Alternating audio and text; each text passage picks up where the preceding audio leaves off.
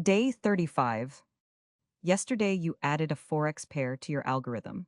Today you're going to learn about an asset class that works differently from anything you've used so far.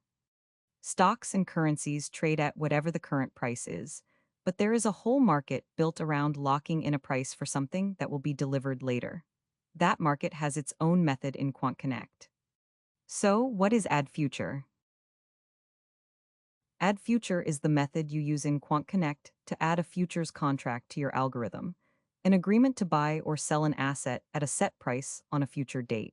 Here's a simple analogy to explain it better.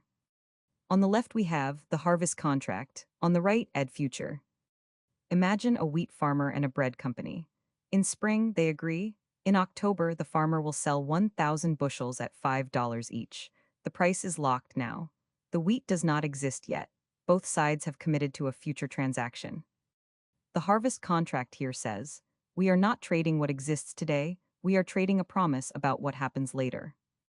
Add future works exactly the same way. When you add a futures contract to your algorithm, you are not buying the asset outright, which in this case is. You are taking a position on what the price will be at a specific expiry date, and QuantConnect handles the contract rolling and delivery mechanics behind the scenes. With that, we wrap up the simple introduction of the concept of AddFuture in QuantConnect.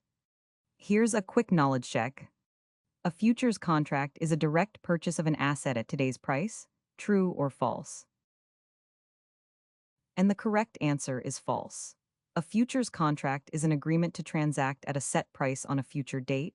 You are not buying the asset now, you are committing to a price for later.